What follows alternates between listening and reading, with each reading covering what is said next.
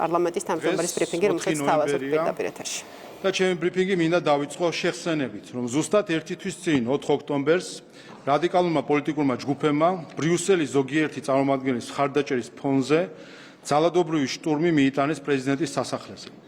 სახელმწიფო ბეწვზე გადაურჩა სისხლის ზღვასა და წარსულ ქაოსში დაბრუნებას. კარგი იქნებოდა დღეს მაინც მოგვესმინა ბრიუსელის მკაფიო არაურაზროვანი პოზიცია საქართველოში რადიკალურ ჯგუფებზე, ხელისუფლების დამხობაზე, რომლის უკანაც არც თუ უარგუმენტოდ ძაფები მიდის თავად ბრიუსელთან. სწორედ ეს თვალსაჩინო ფაქტია იმ ფონისა თუ დამოკიდებულების ყველაზე ნათელი ილუსტრაცია, თუ როგორ ეპყრობა ქართულ სახელმწიფოს, ქართველ ხალხს და მის არჩევანს ევროპული ბიუროკრატია. ბიუროკრატია, რომელიც გაიჟღინთა ფარული პოლიტიკური დღისწესრიგით, ქედმაღლური დამოკიდებულებითა და უპატივცემულობით ყველა იმ ქვეყნის მიმართ, რომელიც ბრმა მორჩილებას არ ავლენს, ცდილობს დამოუკიდებლად გადაწყვეტილების მიღებას და სახელმწიფოს მართვის სუვერენული უფლებით სარგებლობას. ამის კარგი მაგალითია ევროკომისიის მიერ დღეს წარმოდგენილი გაფართოების ანგარიში საქართველოზე, სადაც ორგანულად ერწყმის ერთმანეთს გაცვეთილი პოლიტიკური ბრალდებები, სიცრუე, ტრული რიტორიკა და გამიზნული მავნებლობა. ეს არის ბრიუსელის კაბინეტიდან დანახული საქართველო, რომელსაც არაფერი აქვს საერთო რეალურ საქართველოსთან. ზუსტად ამგვარი უკვე ტრადიციულად ქცეული სულისკვეთებითაა წარმოდგენილი ევროკავშირის გაფართოების დღევანდელი ანგარიში, სადაც საქართველოს მონაკვეთი თეთრი ზაფითაა ნაკერი. ანგარიშის ის ნაწილი, რომელიც ქვეყნის პროგრესს გაზომვად პარამეტრებზე დაყრდნობით აფასებს, უაღრესად მშრალი და სიტყვაძუნწი ფორმითაა დაწერილი, ხოლო ანგარიშის პოლიტიკური ნაწილი მკვეთრად აგრესიული და უსამართლოა. სწორედ ამიტომ გსურს მკაფიოდ განვაცხადოთ, რომ მსგავსი უსამართლო, მიკერძოებული, ანტიდემოკრატიული, ქვეყნის პოლარიზაციისკენ მიმართული და დესტრუქციული დამოკიდებულების შედეგად, თუ კი ვინმეს აქვს უკუსლა, ეს სწორედ ევროკავშირის დღევანდელი მმართველი ინსტიტუციებია. ამიტომ არ არის გასაკვირი, რომ ბრიუსელი დიალოგს გაურბის და ქედმაღლურ ტონს ამჯობინებს. წარმოდგენილი ანგარიშით ბრიუსელი საქართველოს ეთნიკური ეპითეტის გამოყენებით აბრალებს სიცრუეს, რომ ეწევა რუსულ დეზინფორმაციას, ხოლო დუმს სიმართლეზე საპარლამენტო არჩევნებში მისი ელჩების ჩარევის შესახებ, NGO-ებისა და დეზინფორმატორი მედიების პოლიტიკური დღისწესრიგის დაფინანსების შესახებ და ევროკავშირის ფულით ზიზღის და სიძულვილის ენის წახალისებაზე. ცრუობს საპარლამენტო საგამოძიებო კომისიის შესახებ, რომელსაც მოქმედი ოპოზიციონერების მიმართ ანგარიშწორების ინსტრუმენტად მოიხსენიებს და არ ამბობს სიმართლეს კომისიის მიზნის შესახებ, რითიც კიდევ ერთხელ დგება სააკაშვილის დანაშაულებრივი რეჟიმის მხარეს და ამით დასცინის სააკაშვილის რეჟიმის მსხვერპლებს. ცრუობს უცხოური გავლენის გამჭვირვალობის კანონის შესახებ, როდესაც დასავლური ანალოგიებიდან სიტყვით ნათარგ დოკუმენტს ფუნდამენტური უფლებების დარღვევა წარმოაჩენს და არაფერს ამბობს სიმართლეზე, რომ ევროკავშირის ფული რადიკალიზმის და დეზინფორმაციის დასაფინანსებლად გამოიყენება. არაფერს ამბობს იმიტომ, რომ საკუთარ სქემებზე მოუწევს საუბარი. დღეს ისტორიის ძალიან სამწუხარო მომენტის მოწმენი ვართ, როდესაც ბრიუსელი აშკარად შორდება ევროპასა და ევროპულ ღირებულებებს. ბრიუსელი შორდება თავის დანაპირებსა და საფუძვლებს, რომ დაიცვას ის ევროპული ღირებულებები, რომელთა განსამტკიცებლად იგი თავდაპირველად შეიქმნა. დემოკრატიისა და ადამიანის უფლებების დამცველის ნაცვლად ჩვენ ხელში შეგვჭა იდეოლოგიზირებული ბიუროკრატიული მანქანა, რომელიც ცდილობს გააჩუმოს კრიტიკოსები და გააუქმოს ოპონენტები, თანაც ისე, რომ ამ მიზნის მისაღწევად ნებისმიერ საშუალებას მისაღებად მიიჩნევს. საქართველოსთან დაკავშირებით ბრიუსელის ღირებულებითი უკუსლა განსაკუთრებით გამოჩნდა 2022 წლის ზაფხულში, როდესაც საქართველოს უარი ეთქვა ევროკავშირის კანდიდატი ქვეყნის სტატუსზე, მიუხედავად იმისა, რომ საქართველო აშკარად იყო და არის მოლდოვასა და უკრაინაზე წინ ევროკავშირთან ინტეგრაციის ყველა ძირითად მაჩვენებლის მიხედვით. ხელის გულზედებს, რომ ამ უსამართლობის მიზანი საქართველოში არეულობის გამოწვევა იყო. მას შემდეგ დემოკრატიის, ეკონომიკური თავისუფლების, სოციალური პასუხისმგებლობის, მშვიდობისა და თანამშრომლობის ხელშეწყობის ნაცვლად ხედავთ ბრიუსელის მცდელობებს საქართველოს მთავრობა იდეოლოგიური და პოლიტიკური დიქტატის ქვეშ მოაქციოს. ეს დიქტატი არამხოლოდ იდეოლოგიურია, არამედ პოლიტიკურად მართული და მოტივირებულია კომისიისა და ევროპარლამენტის ზოგიერთი ფრაქციის მიერ. უფრო მეტიც, ზოგიერთი პოსტსაბჭოთა ევროპოლიტიკოსი თავიანთ ვიწრო გეოპოლიტიკურ ნარატივებსა და ინტერესებს პედალირებს, რათა აიძულოს საქართველოს რუსეთთან უფრო ღრმა კონფლიქტში შევიდეს საკუთარი უსაფრთხოებისა და ტერიტორიული მთლიანობის ფასად. ეს ყველაფერი კეთდება იმის მიუხედავად, რომ ყველაზე ძვირფასი ევროპული იდეალი უნდა იყოს მშვიდობა და კონფლიქტის გადაჭრა და არა ომისა და კონფლიქტის დათესვა და გაღვივება. ღირებულებებში უკუსვლა აშკარაა იმაშიც, რასაც ბრიუსელი აკეთებს საქართველოში, როდესაც მხარს უჭერს ჯგუფებს, რომლებიც ხელს უწყობენ სიძულვილის ენას შერიგების ნაცვლად, პოლარიზაციას კონსენსუსის ნაცვლად, ძალადობას დიალოგის ნაცვლად. ამ ნაბიჯებს შორისაა ლეგიტიმური და დემოკრატიული არჩევნების უარყოფა, თანაც ნულოვანი მტკიცებულებებით და არჩევნებზე დაკვირვების ყველაზე ავტორიტეტული ინსტიტუციის EUTO-ODIHR-ის ანგარიშების ფეხქვეშ გათელვის, რამაც 2020 წლიდან სისტემური და უწყვეტი ხასიათი შეიძინა. ასეთი მიუღებელი ნაბიჯია ჩარევა საქართველოს შიდა საქმეებში, თითქოს და დემოკრატიისა და ადამიანის უფლებების სახელით, მაგრამ რეალურად რადიკალური ძალადობრივი ოპოზიციის მხარდაჭერის მიზნით, რომლის დიდი ნაწილიც წარმოიშვა სააკაშვილის რეპრესიული დიქტატორული რეჟიმიდან. ბრიუსელის ღირებულებით უკუსვლაზე მეტყველებს ის მხარდაჭერა, რომელსაც ის უწევს ძალადობრივ ჯგუფებს, რომლებმაც 4 ოქტომბერს პრეზიდენტის სასახლის შტურმი სცადეს. ახლა ბრიუსელი ცდილობს ითამაშოს ღირებულებებზე აპელირებით. მაშინ, როდესაც საქართველოს მთავრობასა და ხალხს აქვს ნამდვილი პასუხი მათ მოთხოვნებზე, როდესაც საქმე ეხება დემოკრატიასა და კანონის უზენაესობას. ეს არის ქართული და ევროპული ღირებულებები: ტოლერანტობა, კანონის უზენაესობა, მშვიდობის პატივისცემა და განვითარება. სულ უფრო აშკარა ხდება, რომ ბრიუსელის მხრიდან მსგავსი დამოკიდებულების მიზანია ხალხმა ხელი ჩაიქნიოს ევროკავშირში ინტეგრაციის პროცესზე, რათა უნგრეთის, სლოვაკეთის და ახლა უკვე ჩეხეთის მსგავსად არ მიიღონ კიდევ ერთი ქვეყანა, რომელიც ბრმად არ დაემორჩილება ბრიუსელის მითითებებსა და ინსტრუქციებს. უსამართლო მოქცევის, წინააღმდეგობისა და დაბრკოლებების წინაშე ხელი ჩაგვექნია თუ არა, ეს არჩევანი არა მხოლოდ დღეს, არამედ მთელი ჩვენი ისტორიის მანძილზე გქონდა. საქართველოს შანტაჟი და საქართველოს ზეწოლა არ გამოვა. ჩვენ ხელის ჩაქნევას არ ვაპირებთ. საქართველო გააგრძელებს ქვეყნის მომზადებას ევროკავშირის წევრობისთვის, არა იმ ევროპის კავშირისთვის, რომელსაც ბრიუსელის დღევანდელი ბიუროკრატია ევროპული შინაარსისგან ცლის და მხოლოდ კავშირად ტოვებს, არამედ იმ ევროპის კავშირისთვის, რომლის მიზანიც ევროპული ღირებულებების დაბრუნებაა. ჩვენ ვხედავთ ნამდვილ გამოღვიძებას ევროპაში, როდესაც ქვეყნები ერთმანეთის მიყოლებით ირჩევენ მთავრობებს და სტრატეგიებს, რომლებიც ევროკავშირს ნამდვილი ღირებულებების სისტემაში აბრუნებს. უარყოფს ბრიუსელის უსამართლო და არასათანადო ჩარევას შიდა საქმეებში, ეროვნულ ღირებულებებში, ხალხის ნებაში, ნამდვილ დემოკრატიასა და კანონის უზენაესობაში. ჩვენ ნათლად ვხედავთ, თუ როგორ ერწყმის საქართველოს მომავალი ტრაექტორია ევროკავშირის სადანადო ღირებულებებზე დაფუძნებულ განვითარების გზას. ჩვენ ვაპირებთ უსამართლობის მხილებას, სიმართლით ბრძოლას, ჭეშმარიტების ჩვენებას და სამართლიანი დამოკიდებულების მიღებას. ვაპირებთ ბოლომდე. მარტა პროცესი ხონდა განცხადება, რომ ნოემბერში უკვე ვიზის შეჯერების ახალი მექანიზმი იქნება ამოქმედებული და საქართველოს ადმინისტრაციაში შემდეგი ნაბიჯების გადაღება სწორედ ამ მიმართულებით იმჯერება. მოლოდინი გაქვთ, რომ ამ მწვავე შეფასებების შემდეგ შეიძლება დღის წესრიგში დადგეს ვიზო-მინუსური შეჯერების საკითხი. იმ ცრუ ნარატივების ფონზე, რომელიც დღესაც გაჟღერდა, მათ შორის ევროკომისიის მხრიდან და ასევე დოკუმენტში და იმ მტრული რიტორიკის ფონზე, რომელსაც ჩვენ ვიცნებთ ევროპელი ბიუროკრატებისგან, რა თქმა უნდა, რთულია გამორიცხო რაიმე მტრული ნაბიჯი ქართველი ხალხის წინააღმდეგ. და ჩვენ ამას უკვე დიდი ხანია ვხედავთ.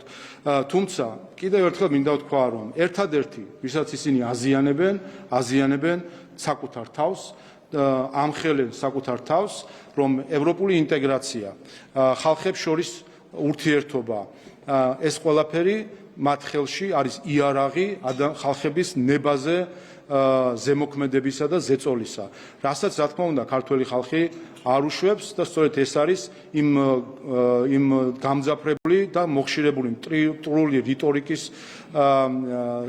მიზეზი, რასაც ჩვენ ბოლო პერიოდში ვისმენთ. განცხადება იყო, რომ თუ მართლაც სერიოზულად აღვიქოთ ევროკავშირის, მაშინ შეწყვეტეთ ოპოზიციონერი ლიდერების ციხეში ჩასვლა, ჟურნალისტების და გაკავება და ამის შემდეგ დაგელაპარაკებთ. იქ იყო საუბარი რეფორმებზე, თუ გაატარებენ რეფორმებზე საკუთარ ხალხს მოусმენ, მაშინ შეიძლება ვისაუბროთ მათთან. აი შექმნილ ვითარებაში, რაც ახლა არის ევროკავშირსა და საქართველოს შორის, თქვენი პასუხისმგებლობის ფარგლებში რის გაკეთებას აპირებთ? ციხეში არ სხედან ოპოზიციონერები, ექიმები, იურისტები თუ ინჟინრები. ციხეში სხედან დამნაშავეები. და ვინც ამას ვერაცნობიერებს, ის ვერაცნობიერებს კანონის უზენაესობას, როგორც ღირებულებას. როდესაც ევროკომისარი ასეთი დაბალი ღირებულებებით საუბრობს და ადამიანებს გამოარჩევს პოლიტიკური კუთვნილებით თუ სხვა კუთვნილებით, ეს აჩვენებს, რომ ან არ ესმის მას, რაც ნიშნავს კანონის უზენაესობა, ან ესმის და манипулირებს, ან უნდა ზემოქმედება კანონის უზენაესობაზე. ერთიც და მეორე პასუხიც არის, რა თქმა უნდა, კატასტროფული. ამიტომ ესეც ერთ-ერთი შედეგია, რასაც ჩვენ დღეს ხედავთ იმის ფონზე და ერთ-ერთი მტკიცებულება ბრიუსელის ღირებულებითი უკუსვლისა, რომელიც დღევანდელი განცხადებებით უკვე აშკარაა. მოვისმენთ დღევანდელი განცხადებები, თუმცა საუბარი არ ყოფილა 4 ოქტომბრის ეგრეთ წოდებულ მშვიდობიან დამხობასთან დაკავშირებით. თუ გქონიათ მაგაზე მოლოდინი, რომ ამ თემასთან დაკავშირებითაც იქნებოდა რაღაც იმის ფონზე, რომ საქართველოს ხალხში არის მოლოდინი ამასთან დაკავშირებით ბრიუსელის პოზიციის გაგებისა, იმის ფონზე, რომ მეც გამიზნულად ვახსენებდით, რომ ეს არ ყოფილიყო რაღაც საინფორმაციო ველში ჩაკარგული საკითხი, ამის ფონზე დუმილი აჩვენებს მხოლოდ თანამონაწილეობას. ამის ფონზე დუმილი აჩვენებს მხოლოდ წახალისებას. ამის ფონზე დუმილი აჩვენებს მხოლოდ მოწონებას ძალადობისა და ხელისუფლების ინსტიტუტებზე ძალადობრივი თავდასხმისა.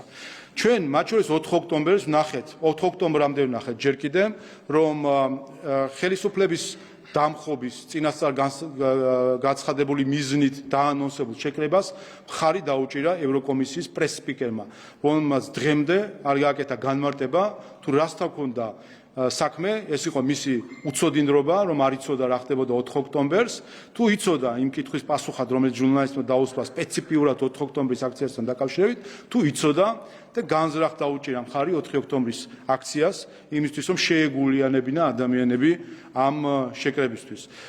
დღემდე არ მოგვისმენია დაგმობა არც ბრიუსელის რომელიმე ჩინოვნიკისგან, არც ევროკავშირის ელჩისგან, რომელიც ეხება 4 ოქტომბრის პრეზიდენტის სასახლის შტურმს. ხედავთ მართლაც ბავშვურ მცდელობებს გაექცნენ კითხვას 4 ოქტომბრის პრეზიდენტის სასახლის შტურმის დაგმობასთან დაკავშირებით, რომელსაც პასუხობენ ზოგადი ფრაზებით, რომ ძალადობას გმობენ, ძალადობას ყველა მხრიდან.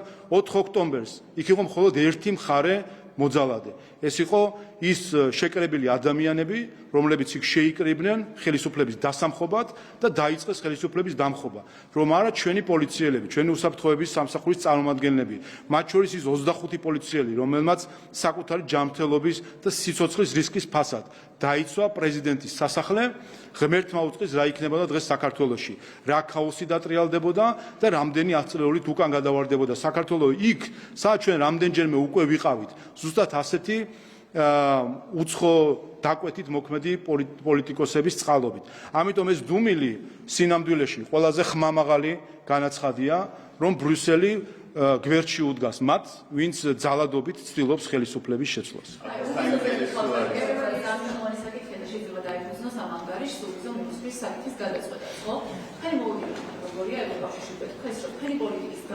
კანდიდატის დაწესება ნაკადაში ნარსდება არჩევნებად და ახლა არის გამორიცხული, რომ უნივერსიტეტსაც სიგეთის შორის დიდი ხანია საკითხს ქართული ხალხი ისეთ მე პოლიტიკის გამო დაემუქროს საფრთხე. ეს პასუხისმგებლობაზე ამერჩევით, რაც გეტყვით და მოლოდინი როგორია. ფიქრობთ, რომ ასე გადაცდება ეს საკითხი, რომ უზომნოსლა შეჩერდება საქართველოს ყოველთვის კონკრეტული ჯგუფებისთვის. ერთადერთი მიზეზი ბრიუსელის ნეგატიური დამოკიდებულებისა ქართველი ხალხის მიმართ და საქართველოს მიმართ არის ის, რომ ქართველი ხალხის მიერ არჩეული ხელისუფლება ბრმად არ მიჰყვება ყველა ინსტრუქციას და თავს არ უხრის საკუთარი სუვერენიტეტის ხარჯზე. ეს არის ერთადერთი, ხაზს უსვამ, ერთადერთი მიზეზი ბრიუსელის ნეგატიური განწყობისა საქართველოს ქართველი ხალხის მიერ არჩეული ხელისუფლების მიერ. სხვა არანაირი ობიექტური მიზეზი არ არსებობს. როგორც ეს არ არსებობდა როგორც ეს არ არსებობდა 2022 წლის ივნისში. რატომ არ მოგვინიჭა მაშინ კანდიდატის სტატუსი? ხომ დღევანდელი გადმოსახედნა ხომ ცხადია, რატომაც არ იყო ეს ყველაფერი? იმიტომ რომ საქართველოს 2022 წლის თებერვალში და მარტში განაცხადა, რომ ის არ დააწესებდა ორმხრივ სანქციებს რუსეთის წინააღმდეგ. იმიტომ რომ საქართველოს განაცხადა, რომ ის არ ჩაკეტავდა საზღვრებს და ამით არ დააზიანებდა უპირველეს ყოვლისა საკუთარ მოქალაქეებს. რომ საქართველოს ხელისუფლებამ თქვა, რომ ქართველი ხალხის კეთილდღეობის და უსაფრთხოების ხარჯზე არ გაატარებდა ბრიუსელიდან თავსმოხვეულ პოლიტიკას რუსეთისთვის ორმხრივი სანქციების დაწესების შესახებ. ეს იყო სინამდვილეში რეალური მიზეზი, რატომაც არ მოგვენიჭა კანდიდატის სტატუსი 2022 წლის ივნისში და იმავე მომენტში, იმავე საღამოს გამოიყვანეს გარედან დაქირავებული NGO-ები, რომლებიც ცდილობდნენ როცა იყო პირველი მცდელობა ხელისუფლების დამხობისა NGO-ების ხელით. რაც შეეხება მოლოდინებს, კიდევ ერთხელ, როდესაც ვხედავთ ამგვარ მტრულ რიტორიკას ქართველი ხალხის მიმართ, ამგვარ ცრუ ნარატივებს საქართველოს ხელისუფლების მიერ მიღებული გადაწყვეტილებების მიმართ, როდესაც ვხედავთ ძალადობის არ დაგმობით ძალადობის ღია მხარდაჭერას. რასაც დღეს ჩვენ ბრიუსელიდან ვხედავთ, ეს არის ძალადობის არ დაგმობით, ძალადობის ღია მხარდაჭერას, რა თქმა უნდა, ჩვენ არ შეგვიძლია წინასწარ გამჭვრიტოთ, რა გადაწყვეტილებას მიიღებს. ჩვენ აწყობილი ვართ სამართლიანი ადამიანების სამართლიანი დამოკიდებულებების გააზრებაზე, ასე ვთქვათ. როდესაც უსამართლობასთან გვაქვს საქმე, უსამართლობა რთულია წინასწარ გამოიცნო უსამართლობა. ადვილია წინასწარ გამოიცნო როგორი იქნება სამართლიანი მიდგომა. ამიტომ როცა უსამართლოა დამოკიდებულება, ამის წინასწარ გამოცნობა არის რთული. ქართველ ხალხს თქვენ ქართველ ხალხს რაც სურს უპირველეს ყოვლისა, ეს არის ჩვენი ქვეყნის დამოუკიდებლობა, ჩვენი ქვეყნის ტერიტორიული მთლიანობის აღდგენა, ჩვენი ხალხის კეთილდღეობა. ეს უვიზო რა კიდევ ერთხელ, როგორც ეს შეფასებები, ისევ ჩვენ ხედავთ, რომ ამაზე თქვი ვისაუბრე კიდევაც, რომ სამწუხაროდ უვიზო მიმოსვლის საკითხი ბრიუსელის დღევანდელი ბიუროკრატიის ხელში, ეს არის ჩვეულებრივი პოლიტიკური იარაღი სხვა ხალხების ნებაზე ზემოქმედებისა. ეს არის პოლიტიკური იარაღი, რომ ქართველი ხალხი დაიყოლიონ და მისი ხელისუფლება დაიყოლიონ საკუთარ დღის წესრიგზე და თავს მოაყრა მისი ნება. მათ შორის აქვე გავამახვილებ, ვინაიდან დეტალები ნელ-ნელა კიდე გახსოვდა, მაგრამ რამდენიმე საკითხს შევეხები თვითონ ანგარიშიდან. აბსოლუტურად გეტყვით რა უნდათ, ხო გაინტერესებთ. ამ ანგარიში არის აბსოლუტურად სამარცხვინო ჩანაწერი საქართველოსთან დაკავშირებით, კერძოდ უკრაინის მხარდაჭერასთან დაკავშირებით, თითქოს საქართველოს სისტემატურად არ უჭერდა მხარს უკრაინის მხარდაჭერს საერთაშორისო ინიციატივებს, მათ შორის გაეროში და ევროსაბჭოში. და მათ შორის მოყვანილი არის მაგალითი გაეროს რეზოლუციასთან დაკავშირებით და ტრიბუნალთან დაკავშირებით. ეს არის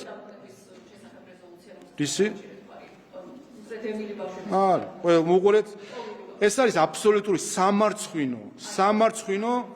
სამარცხვინო ჩანაწერი და ეს არის დიდი უმადურობა ბრიუსელის მხრიდან, მაშინ როდესაც საქართველოს 1000-ზე მეტ სხვადასხვა რეზოლუციას განცხადებას დაუჭირა მხარი გაეროში, ეუთოში, ევროსაბჭოში და მაგალითად რა მოყავთ, არ გინდათ მაგალითი აქწერია, ისიც რა მოყავს მაგალითად ბრიუსელს, მოყავს გაეროს რეზოლუცია, რომელსაც არ დაუჭირა მხარი საქართველოს. იცით ეს რა რეზოლუცია არის, როდესაც ამერიკის შეერთებულმა შტატებმა საკუთარი ტექსტი წარმოადგინა რეზოლუციას, საქართველოს მხარი დაუჭირა ამერიკის შეერთებული შტატების მიერ წარმოდგენილ რეზოლუციას. ანუ ევროკავშირი ჩვენ გვსაყვედურობს, რომ ამერიკის შეერთებული შტატების მიერ წარმოდგენილ რეზოლუციას უკრაინასთან დაკავშირებით დაუჭირეთ მხარი, ამას ვსაყვედურობთ ჩვენ. ეს ხო სამარცხვინოა აბსოლუტურად. ასევე საუბარია თითქოს საქართველოს თავი შეიკავა უკრაინის წინააღმდეგ აგრესიის დანაშაულების სპეციალური ტრიბუნალის მხარდასაჭერად, რაც არის აბსოლუტური სამარცხვინო ტყუილი. საქართველოს ყველა შეგახსენებთ, ეს ტრიბუნალი დღემდე შექმნილი ჯერ არ არის, ის შექმნის პროცესია.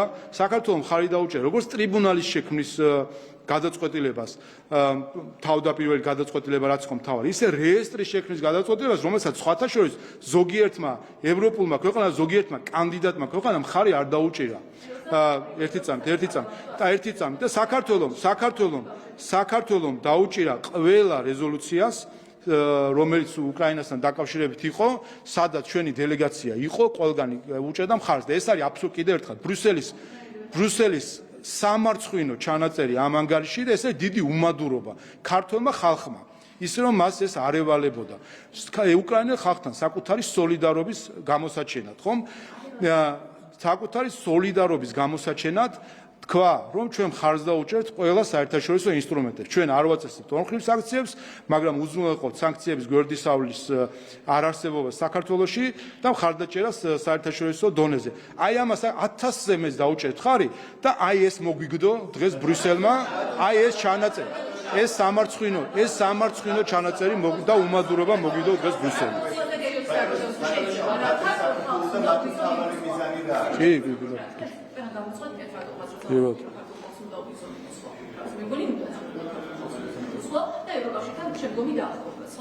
და ამ გზაზე გამოდის რომ თქვენ ხართ ბარიერი ქართველი ხალხისთვის, იმიტომ რომ ბრიუსელი ცხადად მიუთითებს იმაზე, რომ პოლიტიკა პრობლემა არა, უყურეთ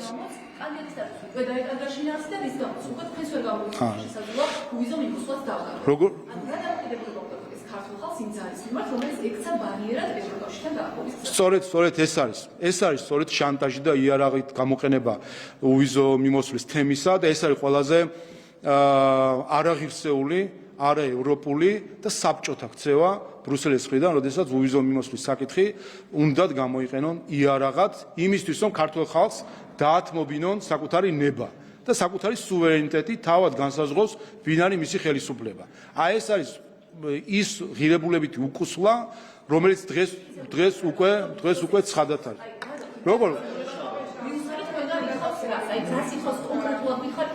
უპირველეს ყოვლისა 2020 წლის არჩევნებში ჩვენ ვნახეთ ღია, აშკარა, უხეში ჩარევა ევროპელი დიპლომატების, მათ შორის ევროკავშირის ელჩის უხეში პირდაპირ ჩარევა არჩევნებში. ჩარევა ქართული ოცნების წინააღმდეგ და ნაციონალ მოძრაობის ან ოპოზიციის საწინააღმდეგო. ქართული ოცნების წინააღმდეგ პირდაპირ უხეშად ჩართული იყვნენ ევროპელი დიპლომატები, ბრიუსელის წარმომადგენლები. ხო გახსოვთ, რატომ? იმიტომ რომ შეეცვალათ ხელისუფლება.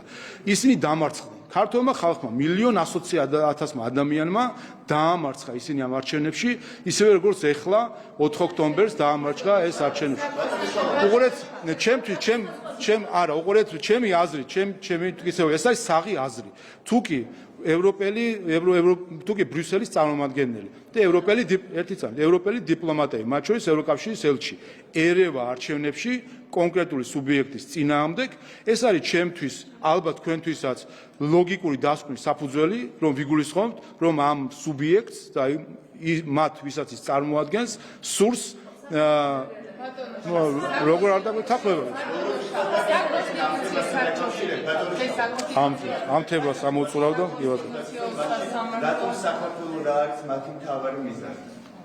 კიდევ ერთხელ ჩვენ ვხედავთ, ეს ხო საქართველოზე არის, ჩვენ ვხედავთ დამოკიდებულებას უნგრეთის მიმართ, სლოვაკეთის მიმართ, ახლა ცოტა ხანში დავინახავთ ჩეხეთის მიმართ ბრიუსელის დამოკიდებულებას. ყველა, ვინც ევროკავშირში აჩენს ხასიათს საკუთარი ეროვნული ინტერესების დაცვისა, ყველა ხდება ბრიუსელის თავდასხმის ობიექტი.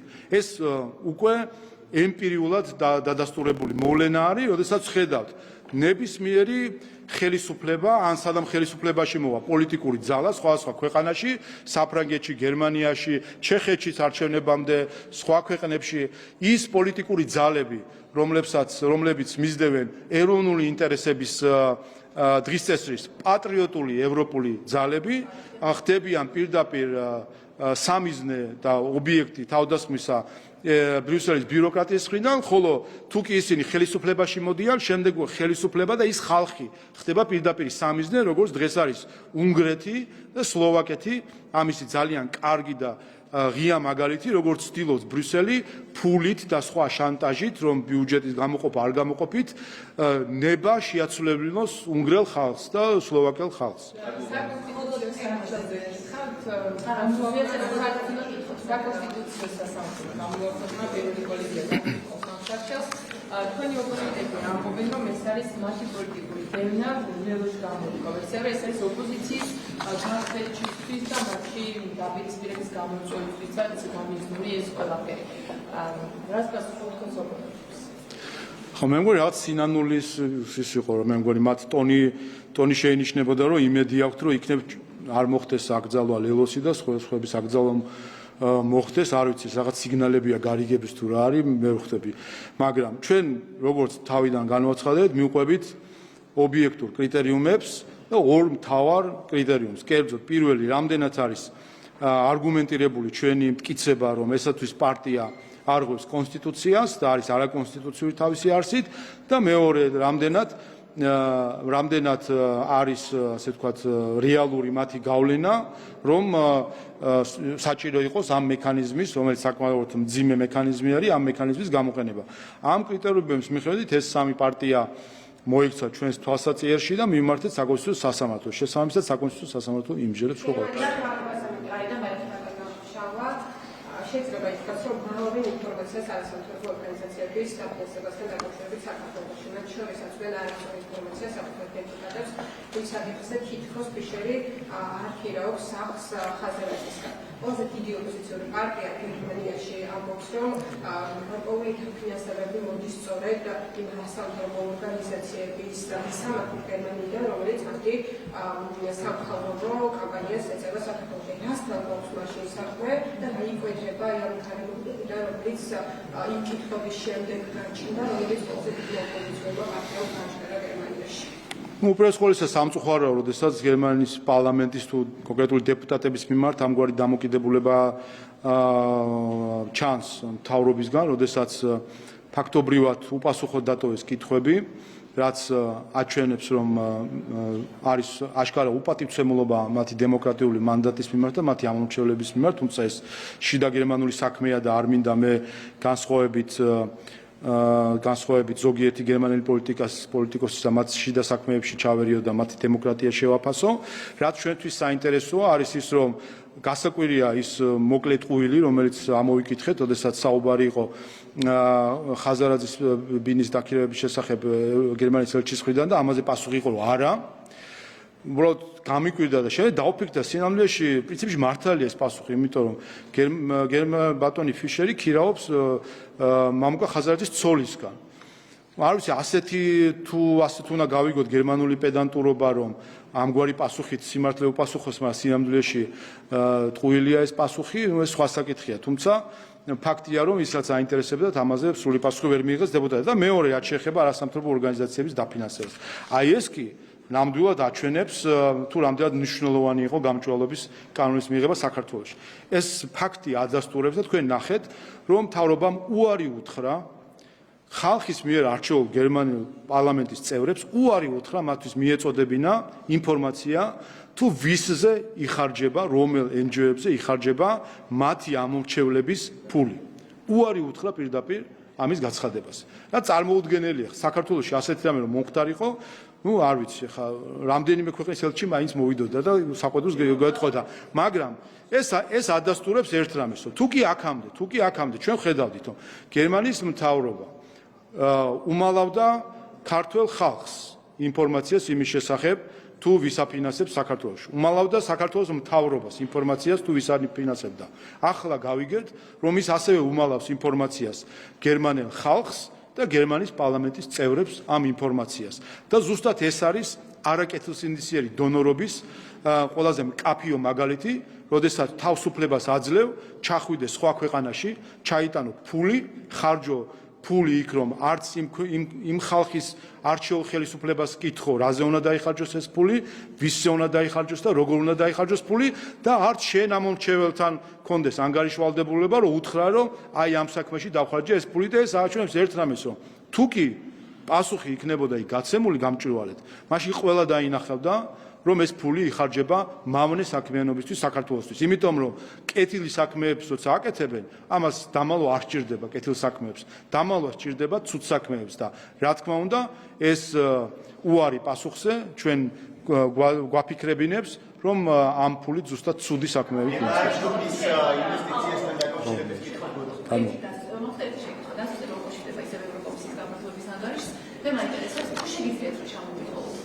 ევროპაში რომელიც ზედამხედველად ამბობს, რომ ახლა ევროპაში მიმდინარეობს დამოუკიდებლობის პროცესი. ყოველ უნგრეთის და სლოვაკეთის ხალხები მყავთ ამ დროს მხედველობაში, თუ სხვა ძალების არსებობენ, რა გავლენისა, რა მასშტაბის სამათი გავლენა არის მნიშვნელოვანი, იმიტომ რომ გავიგოთ საერთოდ რამდენად გავდით შანსი, რომ თუნდაც 2030 წლისთვის და მოახერხოთ ევროკავშირთან ურთიერთობის გაუმჯობესება. როგორც ამას აზრად პირობად საქართველოს დემოკრატიას. მე ალტერნატივა გერმანისთვის არის თუ არა მათ შორის?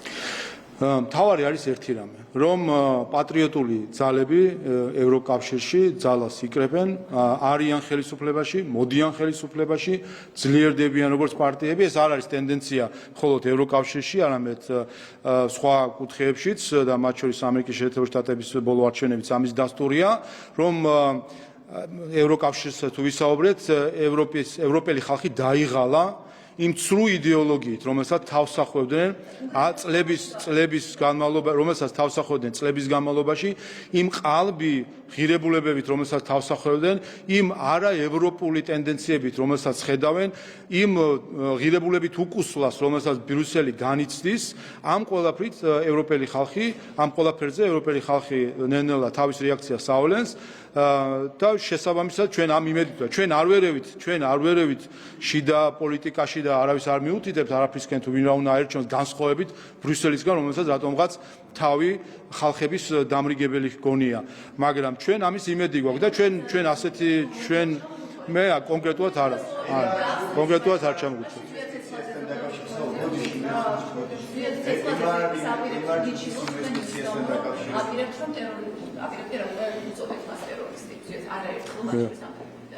და ამის გამო გადაწყვიტა ოჯახმა ზურაბდაზე ეცეცხლაძე მათეს გავხსნეს განცხადება ამის შესახებ, რომ ისინი აპირებენ მიმართონ სასამართლოს. ცნობები გაქვთ, რომ საქართველოს კონკრეტული მოქალაქე არის ტერორისტი. ტერორიზმი არის სისხლის სამართლის დანაშაული, ხო? აქვს მას კონკრეტული რაზე ეყოდებოდით, რა მტკიცებულებები და თორსა მოქალაქეს წოდებთ მე მივეცი პოლიტიკური შეფასება და რა სისხლის სამართლების შეფასება. სისხლის სამართლის შეფასება არის ბრალდების და სასამართლოს საქმე და მის ქმედება სათანადოდ შეფასდა სასამართლოს მიერ, ის გამოცდის სასჯელს იხდის პენიტენციურ დაწესებულებაში. ჩემი ამოცანა არ არის სისხლის სამართლის შეფასებების მიცემა. მე ვაძლევ პოლიტიკურ შეფასებას და ტერორიზმი ეს არის როგორ არის პრობლემა, აგიხსნით, ტერორიზმი ეს არის ასევე პოლიტიკური ერთი წამით. თაღლითობა არის დანაშაული და თაღლითობა არის პოლიტიკური ტერმინიც. ქურდობა არის დანაშაული და ქურდობა შეიძლება იყოს პოლიტიკური ტერმინიც. ყველაფერს შეიძლება ანალოგი მოეძებნოს სისხლის სამართლის დანაშაულის სახით, მაგრამ ასევე არის პოლიტიკური ტერმინი. ტერორიზმი, შიდა ტერორიზმი ამას ხაზს უსვავ კიდევაც. შიდა ტერორიზმი მაგალითი თავად აჩვენა. ტერორიზმი ზოგადად ეს არის პოლიტიკური მიზნების ძალადობით მიღწევის ასე ვთქვათ სურვილი და იდეოლოგია. შიდა ტერორიზმი ეს კი გახლავთ ქვეყნის შიგნით პოლიტიკური მიზნების ძალადობის მიღწევის იდეოლოგია. რაც ჩვენ ვნახეთ და მათ შორის მისი თავადვე საკუთარი თავის ჩანაწერი არის, რომლითაც ის პირდაპირ ინსტრუქციებს ხსნის თუ როგორ უნდა მოხდეს სხვადასხვა თავდასხმა სხვადასხვა გზებით პოლიციაზე, როგორ უნდა მოხდეს ბარიკადების აგება, როგორ უნდა მოხდეს მოლოტოვის კოქტეილები, იქვე დაპირებას იძლევა, რომ კიდევ უფრო მძიმე რეცეპტებს მისცემს მოგვიანებით თავის ვისაც ის ეკონტაქტება, ყოველ შემთხვევაში ამ ვიდეოს მეშვეობით. ამიტომ ტერორიზმი ეს არის პოლიტიკური შეფასება.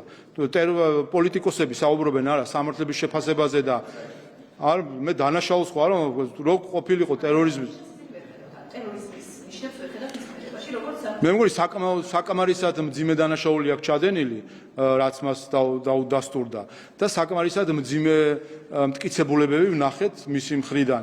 ასე რომ პოლიტიკურ შეფასებები, პოლიტიკური ტერმინი არის ტერორიზმი, ისევე როგორც შეიძლება იყოს სისხლის სამართლებრივი და როგორც თაღლითი ქურდი ან სხვა ტერმინი შეიძლება ჰქონდეს სისხლის სამართლებრივი განზომილება და ასევე პოლიტიკური განზომილება. მე ვაკეთებ პოლიტიკურ შეფასებებს და არა სამართლებრივ შეფასებებს, ამაზე არაერთხელ ვთქვას, რომ ეს პარლამენტის პრეროგატივა არ არის და პოლიტიკურ შეფასებებსაც შეეხება, აქ იმედია ცენზურის დაწესების სურვილი არავის არ აქვს სასამართლოში. მიმართულების ინვესტიციასთან დაკავშირებით გითხავთ, ამ შემთხვევაში ხაზარიძე, ჯაფარიძე და ასევე ალტინფო ითხოვენ დოკუმენტების გასაჯაროებას. კიდევ ერთხელ რომ განვადოთ, რა ინვესტიციაზე არის საუბარი. პრემიერმა თქვა, რომ 33%-იანი წლის მობილიზებით საქართველოს იქნებოდა. ამ შემთხვევაში რა არის ოპოზიციის მთავარი მიზანი? ისინი ამბობენ, რომ ამით არამიზაცია მოხდება უკვე. აი დოკუმენტების გასაჯაროება და პირველი, ჩვენ ეს პროცესი უნდა დავინახოთ ზოგაჭრილში, როდესაც პოლიტიკური ძალები ცდილობენ და უკვე მერამდენეჯერ ქსენოფობიური პოლიტიკის განხორციელებას ან ქსენოფობიის როგორც ქსენოფობიის პოლიტიკური იარაღად გამოყენებას. და განსაკუთრებით თვალშისაცემი არის ჩვენს თვალში არაკონსტიტუციური პარტიის ლელოს პირდაპირ პროპაგანდა ამასთან დაკავშირებით, რომელიც პირდაპირ არის ქსენოფობიური. ლელო, რომელსაც ეფერება და ეხუტება სხვადასხვა ევროპული პოლიტიკური ჯგუფი. არიან ალდეს წევრები და ეს არის პირველი შემთხვევა მათი ქსენოფობიური კამპანიისა და ასე უნდა შევხედოთ დიდ სურათს. თუ კი ისინი დღემდე პოლიტიკური პარტია, რომელიც დაფუძნდა თაღლითური მიზნით, რომ მამუკა ხაზარაძე საკუთარი გამდიდრებისთვის ბიუჯეტი და 1.5 მილიარდი მიიღო და მას აღიარებული აქვს, რომ ანაკლის кейსის გამო და პრობლემის გამო დააფუძნა პარტია, რომ მიიღო ფული. ადამიანი, რომელიც ქსენოფობიურ კამპანიას ეწევა და არის ალდეს წევრი, გამოდის, რომ ალდე არის ქსენოფობიური პოლიტიკის წამახალისებელი გაერთიანება. ეს უნდა დავიმახსოვროთ. ყოველ ჯერზე, როდესაც ამ პოლიტიკოსებს ხელს ჩამოართმევენ სხვადასხვა ელჩები, ხელს ჩამოართმევენ სხვადასხვა პოლიტიკოსები უცხოელები, უნდა ვიცოდეთ, რომ ისინი ამ ხელის ჩამორთმევით ქსენოფობიას ახალისებენ ლელოს წარმომადგენლების სახით. რაც შეეხება შინაარსს, ხომ? მე წინაზეც ვისაუბრე, ეს არის აბსოლუტურად აბსურდი არის, რაზეც არის საუბარი. უპირველეს ყოვლისა, ეს არის ერთობლივი პროექტი, სადაც საქართველოს მონაწილეობს ამ პროექტის განხორციელებაში და ეს არის ისეთივე ბანალური პრიმიტიული ქსენოფობიური კამპანია, რაც თავის დროზე ქონდათ ვარკეთილში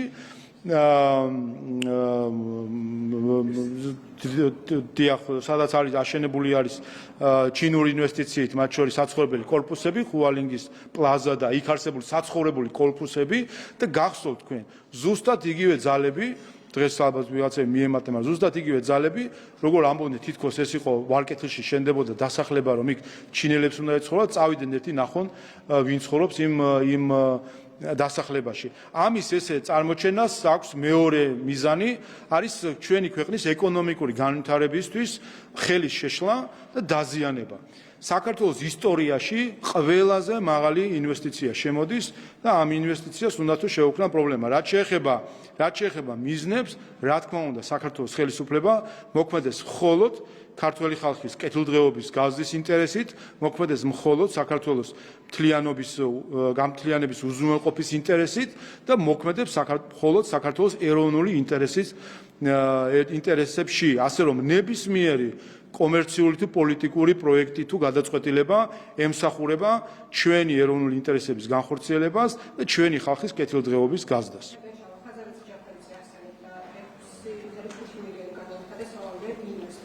სავარაუდოდ არის ის თანხა, რომელიც ვაშინგტონის არბიტრაჟმა დააკისრა მეიერს, ხო? ანუ ამ პროცესს უკან უსამართლოდ გამოიკვეთა უფრო ფაქტი, რომ სწორედ ისინი იყვნენ მოსაჩვენებლები და არა სხვა ინვესტორები. აი რა გამოიკვეთა თქვენთვის აი ამ პროცესის შემდეგ, რასაც ჰქონდა საქართველოს პროცესზე არბიტრაჟი. ფაქტია, რომ არ უაყვეს, ესე იგი დადასტურებულია ეს ფაქტი, რომ ის ჯარიმა თუ ბიუჯეტში გადასახადი, რაც არბიტრაჟმა დააკისრა ჰოლანდიელ მეიერს ნაცვლად იმისა, რომ 65 მილიონი დაეკისრებინა საქართველოში, რასაც საქართველოს ბიუჯეტისთვის, რასაც ითხოვდა. ამის ნაცვლად აქეთ დააკისრა 6.5 მილიონი დოლარის გადახდა საქართველოს ბიუჯეტში.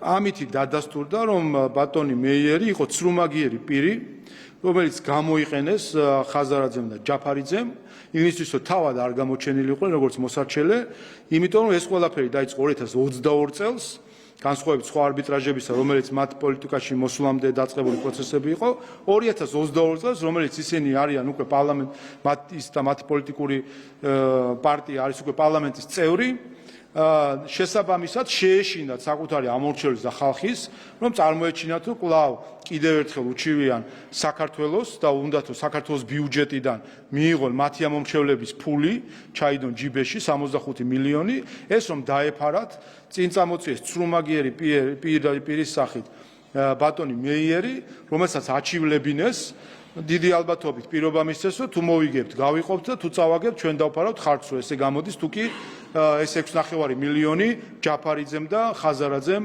მისცეს მას, რომ მას გადაეხადა ბიუჯეტს. სხვა ჩვენს არ ვიცი უკვე ჩაირიცხა თუ არა ბიუჯეტში, იმედია ბიუჯეტამდე მაინც მოვიდა ეს ფული. მაგრამ ეს კიდევ ერთხელ აჩვენებს, ეს არის ჩვეულებრივი თაღლითური სქემა, თაღლითური პოლიტიკური პროექტი ლელო, რომელიც მათივე აღიარებით დაფუძნდა იმისთვის, რომ ანაკლიის გამო შური ეძიათ ქართველ ხალხზე და ბიუჯეტიდან 1.5 მილიარდი ჩაედოთ შემდეგ ჯიბეში, დამარცხდნენ ამაში და ამ დამარცხების კვალდაკვალ კიდე ცდილობდნენ ცრუმაგიერი პირების მეშვეობით ეჩილათ საქართველოსთვის, რომ რაღაცნაირად ფული მიეღოთ. 65 მილიონი უნდათ წაიღოთ. აი, მისი ხო ყავს პარტიის წევრები და რეგიონალურ წარმომადგენლებში თანამშრომლები ხო ყავს. საინტერესოა, ხელფასებს თუ არიგებს დროულად, რა ხელფასებს იხდის. აი ამ ხალხმა, მისი ოფისის თანამშრომლებმა, რეგიონში მისმა თანამშრომლებმა, თუ კი მათ ხელფასებს უგვიანებს თუ არ უხდის ან ცოტა უხდის, უნდა იცოდნენ, რომ 65 მილიონს ჩუმად, მათგან ფარულად ცრუმაგიერი პირის გამოყენებით ცდილობდა რომ დაუფლებოდა საქართველოს ბიუჯეტიდან, სადაც მათი ფული ირიცხება. მათი ფული უნდა და წაერთმია 65 მილიონი მამუკა ხაზარაძეს საკუთარი თანამშრომლების და მოქალაქეებისთვის. მე ამის შემდეგ გამოდიან და კიდე ბედავენ, რომ ხმა მოგვეცით არჩევნებზე.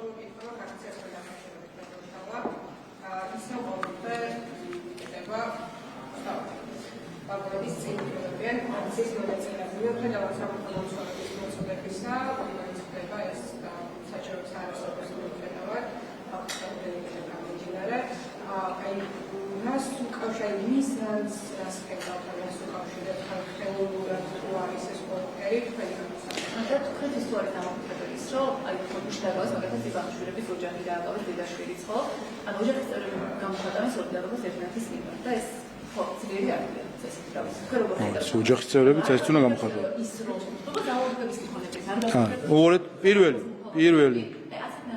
პირველი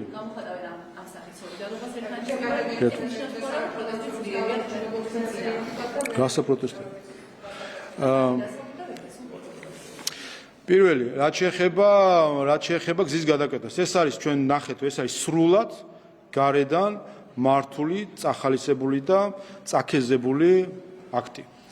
მათ შორის ნახეთ ეს ფინეთის საგარეო საქმეთა მინისტრის მიერ გზის გადაკეთებაში მონაწილეობის მიღებით. ეს იყო პირადი მაგალითი და ჩვენება იმისა, რომ მათი გადმოსახედიდან ბრიუსელი რომ ავიღოთ კვლავ კოლექტიურ განსაზღვრებად, ბრიუსელის გადასახედიდან მნიშვნელოვანია, რომ სასჯელის ფასად, საკუთარი თავისუფლების ფასად, საკუთარი ჯანმრთელობის ფასად, იმიტომ რომ იქ უწევთ ყოფნა არ ვიცი სხვა მინისტროს, უნდა იდგნენ იქ, იმიტომ რომ ბრიუსელმა და ზოგიერთმა ძალებმა ევროპაში საკუთარ მიზანს მიაღწიონ საქართველოს ხელისუფლებაზე პოლიტიკური გავლენის მოპოვების მხრივ. ეს არის მხოლოდ და მხოლოდ ამ მიზნისთვის განხორციელებული ქმედებები და ეს არის ამაზე უნდა დაფიქრდნენ თავად ეს ადამიანები, რომ თუ როგორც წირავენ მას ეს ეგრეთ წოდებული ევროპული და სინამდვილეში თავისი არსით ანტიევროპული და ევროპულობისგან დაცლილი შიდა თუ გარე ძალები საგამზირე მსხვერპლებად იმისთვის რომ კიდევ ერთი რეზოლუციაში ჩაწერონ რამე სადმე ისა რა ქვია X-ზე პოსტი დადონ თუ Facebook-ზე თქვან და სადღაცას რომელიღაცა ამსტერდამში თუ სტოკჰოლმში რომელიმე გვალმაგიდაზე ეს ახსენონ. ეს ადამიანები არიან მსხვერპლი მათი მსხვერპლი, ვისაც ისინი ფიქრობენ, რომ არიან მათი რაღაც მისაბაძი მაგალითები თუ ასე ვთქვათ, ვისაც ისინი იდეურად მისდევენ. ეს არის რუსთაველის გამზირისთვის განწირული მსხვერპლი გარე და შიდა ძალებისა, რომლის მთავარი მიზანი არის საქართველოს სუვერენიტეტის შეზღუდვა და ქართველი ხალხის იძულება და ქართველი ხალხისთვის საკუთარი ხელისუფლების თავსმოხვევა.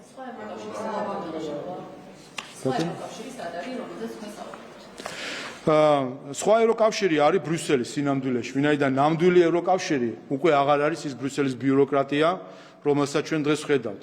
მე კიდევ ერთხელ გეტყვით. ბრიუსელი დღეს ხედავთ ჩვენ ღირებულებით უკუსლას ბრიუსელში, რომელიც სულ უფრო და უფრო სცილდება ჭეშმარიტ ევროპულ ღირებულებას. ევროკავშირი წარმოიშვა ევროპულ ღირებულებებზე, რომლის თანაშემოქმედებიც ვართ ჩვენც, ქართველები. ამიტომ ჩვენ ძალიან კარგად ვიცით რა არის ევროპული ღირებულებები და რა არის ეს ფასეულები. თუმცა რასაც ჩვენ ბოლო პერიოდში ვხედავთ ბრიუსელის ბიუროკრატიის მხრიდან, ეს არის სრული აცდენა ევროპული ღირებულებების კალაფოს. სინამდვილეში დღეს ევროპული და ქართული ღირებულებებისგან მოცილებული არის ბრიუსელის ბიუროკრატია და ჩვენი იმედით ზუსტად ეს არის, რომ ბრიუსელში მოვიდნენ ის ძალები, რომლებიც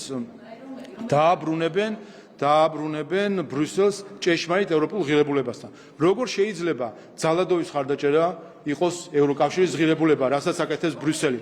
როგორ შეიძლება დეзинფორმაციის დაფინანსება იყოს ევროკავშირის ღირებულები, რასაც აკეთებს ბრიუსელი? როგორ შეიძლება პროპაგანდის დაფინანსება იყოს ევროკავშირის ღირებულება? როგორ შეიძლება სააკაშვილის ქება იყოს ევროპული ღირებულება? როგორ შეიძლება სხვა ხალხების ნებაზე ზემოქმედება იყოს ევროკავშირის ღირებულება? როგორ შეიძლება დემოკრატიის გაუქმება იყოს ევროკავშირის ღირებულება? როდესაც დღეს ზოგიერთი კომისარი საუბრობს ქართველი ხალხის სახელით, როგორ შეიძლება იყო სლოვენიელი მოქალაქეობით და თავს უფლებას აძლევდა ქართველი ხალხის საუბრისა. ეს ხომ არის მეურვეობითი დამოკიდებულება, რომელიც 100 წლის წინ იყო ეს ევროპაში, მაგრამ ეს დიდი ხანია დაგვეც.